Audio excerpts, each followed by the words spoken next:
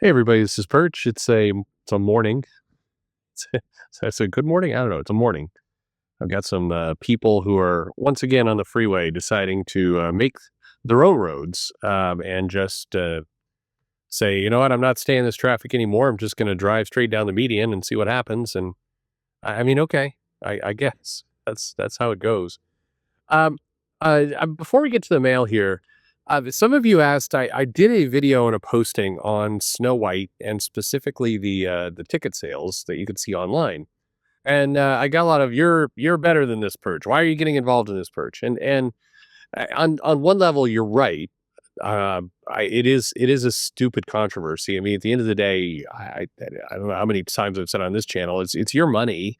Just go watch what you want to watch. If you know, unless you are an investor into Disney, them blowing a massive budget on whatever, I mean, it's their problem. I do find it strange that, there are people out there doing commentary like, that, "Can you believe this budget?" I mean, yeah, it seems high, but fuck it again, it's not my money. So I struggle to care. But many of you are like, "Well, why do you care about the ticket sales?" And it's not about the ticket sales, and it's not about the seating.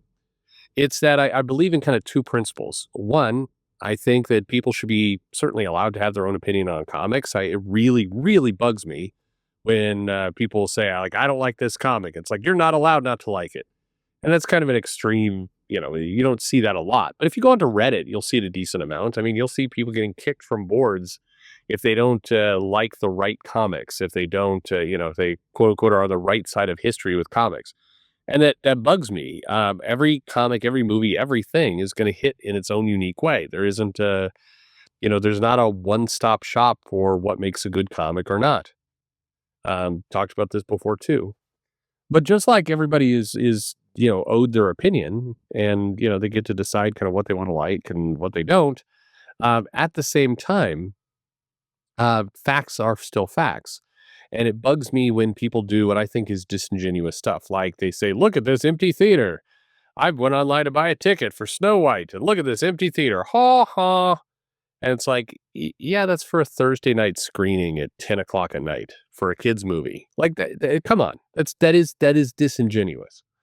It's the same thing with the when people and both sides are doing it. They did it for Bud Light. Now they're doing it for Tesla. And they're like, look at the stock, look at things tank. And then they show, and yes, things are dropping for sure. And giant corporations like that, a point of drop is millions of dollars. So it's not insignificant. But it's disingenuous when you post a graph that instead of starting at 0 on the vertical line, it starts at like 40 and goes up to 42. And the reason why people have zoomed in like that is because they want to show this extreme drop. Like, look, the number is just plunging for the bottom. And it's like, are you dumb or are you a liar? Stupid or liar? And that stuff gets me. So that was the purpose behind that video. That's why I went in there, because it's just I'm seeing all these people post stuff. And by the way, to cousin all this, and not picking on any of you, but a couple of you did this. It's like, well, I've never seen anybody complaining about Snow White. It's like, okay, come on now. I mean, bless your heart, as they say in Texas, but that is impossible. Unfortunately, it is everywhere. And so I just it's the same kind of thing. Like, I've never seen any creators being mean to fans. I hear that from creators all the time. It's like, it's bullshit. Just like it's bullshit. Like, I've never seen any fans be rude to creators.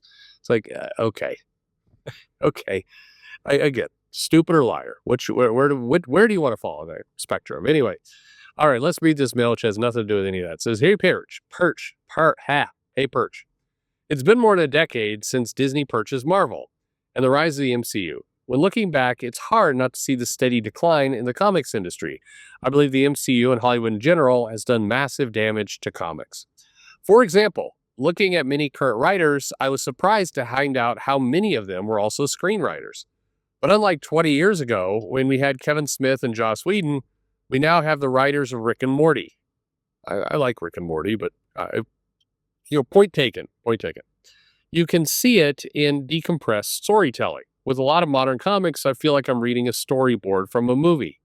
You can get through many of them in mere minutes. How can we expect new customers to drop $5 to $6 for something you can read through in less time than it takes to sit in the toilet and take a shit? I mean, it's not going to be, you're going to get a grading hit on your comic if you're taking it to the toilet. I'm just saying. I'm just saying. Do it like normal people do. Put the comic on a pristine surface and turn the pages with tweezers, preferably soft tip, like a normal person would. I'm just kidding. I can't believe I have to say I'm just kidding. Anyway, it's not just Marvel and DC. A lot of indie comics feel like nothing more than Netflix pitches. Pitches for bitches, as they say. I can understand wanting that Mark Miller deal, but you can't reverse engineer that success. Well, the other thing that's worth noting is that, yeah, some people want the Mark Miller deal, but Mark Miller had how many years in comics before that deal? 30? 3 decades? I don't think you get to fast forward just to the end there on anything. I don't know. People forget that, like, Mark Miller got into Hollywood. Yeah, after like 3 decades at least of writing comics. Yeah, he did. Yeah. Oh well. They want a Hollywood deal more than they want a successful comic. From the creators how many would you say are in comics for love of the art form? And how many are just there to use it as a possible stepping stone to Hollywood? I'd guess it's about 60-40. 60% people who love the art form. But that's a video for another day, because that's not always a great thing. Because love for the art form doesn't always translate to respect for the characters and commercial success. But I'll do that video another day. For 10 plus years, we've consistently had a Guardians of the Galaxy comic and multiple solo titles. But now that their arc in the MCU is over, I don't see a single Guardians related title being published by Marvel.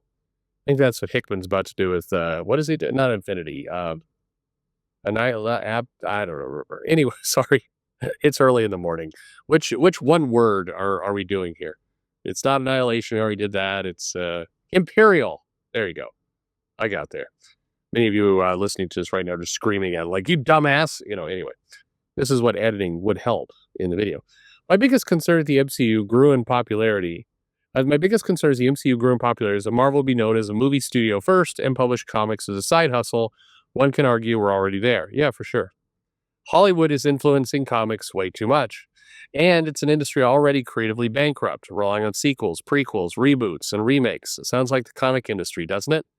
How do you think we remedy this problem? How far down do comics have to drop to drive off screenwriters and make room for new creators and veterans who actually love comics and want to see them thrive? My apologies for this long email, but I think this is a big problem in comics that's not being discussed enough. Thank you for reading. Hope you're in better health and you and your family are all well. Well, I don't know. I don't want to be a downer. All right. I think that the MCU, the Disney and the Warner kind of getting into owning those properties and it becoming a movies first, comics second business has hurt things. But in a lot of kind of ways you might not expect. For one, I think the money that's gone into those, it simultaneously has gotten those publishers funded and also taken away the hunger, the urgency. You have some people who are definitely trying to be number one, who will run out there and kind of scramble and do their hustle. I mean, again, what would be a great hustle is if Scott Snyder would actually come on this show and do the interview that he's promised. But regardless of that, the guy hustles like crazy. He does push his comics, and he wants to be number one. He wants to win, and I think that that's good. But by and large, Hollywood money in comics has meant that there's a safety net that if the comic doesn't do well, it's if you're the big two, it's not really the end of the world. And if you think about the problem that the indies have, it's hard to compete and be aggressive and get things done in a world where the two dominant forces are kind of, I don't know, they're just lazy, for lack of a better word. They're not interested in really pushing and growing the market. So it's kind of it's put everything in kind of a semi coma where you've got people who are getting into comics who are there for certainly not the paycheck. But you have screenwriters who are there hoping to get kind of some credits so that they can translate that into movies and TV. You have people who love the industry, but we've taken away the the drive to really succeed. And so it's allowed people to, the guy I talk to regularly will say, he'll use this example of it's a real example being a bunch of writers. It's like, what if the Silver Surfer entered a surfing competition? Wouldn't that be a crazy comic? And you're like, yeah, let's do it. It's crazy. And that's you have a lot of writers who are thinking that way. It's like, what if Wolverine gave up smoking and he was grouchy? It's like, okay, that's not a pitch for anything. But that's, if there's no, commercial drive to be successful at the top, and you combine that with industry that's hard to pierce, where people don't get back to you, where, there the rules of, what you do, and if you offend CB in some minor way, or even if some like absolute pile of shit, junior editor lies about you, you find yourself, yeah, just, you're not getting work and you don't know why, and nobody will give you a straight answer, and it can take years before you get a straight answer, and then you have no chance to defend yourself. It becomes a giant, well, I don't know the truth kind of story. Meanwhile, you've got nothing, and it's why a lot of people are so tepid with everything in comics, because if you buck the system, I mean, hell, if you're a writer and an editor comes and says, I'd like you to pitch on a new comic. This comic will be, a comic about Paul from Spider-Man, and what it's like to be him. And we are thinking about it. He tries to open up a food truck, and then the food truck gets attacked by the Rhino, but they wind up being friends. And I want you to pitch a comic like that. As a writer, you're like, well, that's the dumbest thing I've ever heard, but I can't say no, because if I say no and I say it in the wrong tone, I'm going to get blacklisted from this industry. I mean, it just all this stuff. But sorry, I've gone astray. All of this is kind of the consequence of when you have a company that is financially protected, that despite what you hear on YouTube isn't going out of business anytime soon, but also doesn't have any real need to succeed. And I think on top of that, what you identified is this desire to get synergy going. So it's like, well, we have a Guardians movie out, so we need a Guardians comic. We don't have a Guardians movie out, so maybe we don't need a Guardians comic. And just seeing stuff bounce around like that is painful. We're getting some Daredevil projects out, and comics, I mean, are also super frustrating, because you can go on the internet and see people posting, photos, and sometimes laughing at photos of behind the scenes photography for movies, and like a year in advance. But for whatever reason, comics doesn't get its shit together to get comics related to those movies and shows out until like a few months, some cases, after they're already done. It's just baffling. But I think in general, to me, the biggest problem with kind of the MCU, or more importantly, two giant Hollywood studios owning the two giant comic companies, is that it's taken away the drive. I've had creators and writers talk to me about, hey, I did this pitch about something that would be a huge commercial success, and I really tried to aim the pitch around commercial success. And when I, go and I talk to the editor or the publisher, and I'm like, hey, here's how we're going to make money off this thing. The publisher's like, that's nice. That's nice. We're thinking of doing another Rainbow Rowell Runaways mini series. So I'm kind of busy with that right now. And then, we're getting together the Pride anthology of characters that are really key and important to the Marvel Universe, that are really the heart of the Marvel Universe, but we never see them except for once a year in a 3-page story in an anthology, but we care about them so much. We're kind of busy with that. I don't know. Let's talk during the next convention. I'll see you at C2E2. We'll talk then, and we'll get you that project. Yeah, as a writer, you're like, what am I doing? Like, really, what am I doing? Anyway, I think that there's a lot that can be done in comics. I do promise a video, in the future about where the, people who love comics, there can be kind of a, that's hit or miss. You need a couple things, not just the love. But I don't think it's been helpful. I don't think it had to be this way. I think having really strong, steady leadership at the top who are interested in actually growing things and being big and expanding the industry, I think could have easily avoided all this. I think in the end it comes down to people more than anything. But I think look, you want the really blunt answer, there's a lot of people at the top of Marvel and DC who are making good money, or at least what they consider good money. I mean, there's tiers. You got Jim Lee money, and then you have like Marie Javins money, or you have Dan Buckley money, you have CB money, and they're making a ludicrously higher amount than the editors they hire. You have editors out there making 35K. Somebody asked me once, it's like, well, if the editor's making 35K, that means like CB is making like what, 70? Ha ha ha ha. No, no. Oh, I'm sorry, my friend. It's way more than that, which is just a whole other problem. But anyway, when you have people at top, they have, you know, their big corporation there, just basically not paying too much attention to what they're doing. Yeah, I mean, it becomes a retirement job. And people there are when you're owned by a big studio and there's no pressure.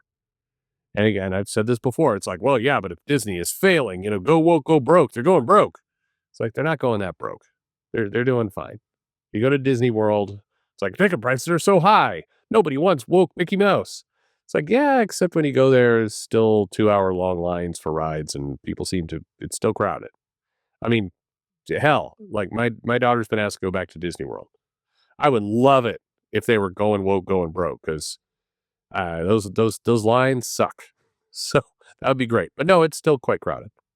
There's no urgency at the big studios to clean up or take care of a company that's costing them a rounding error on their balance sheet. And so it becomes a retirement job for people. That's the blunt truth. As creators who listen to this, you know what I'm talking about. If you're dealing with somebody who's in a retirement job, there's no motivation to move forward, and they don't. So, thanks for listening.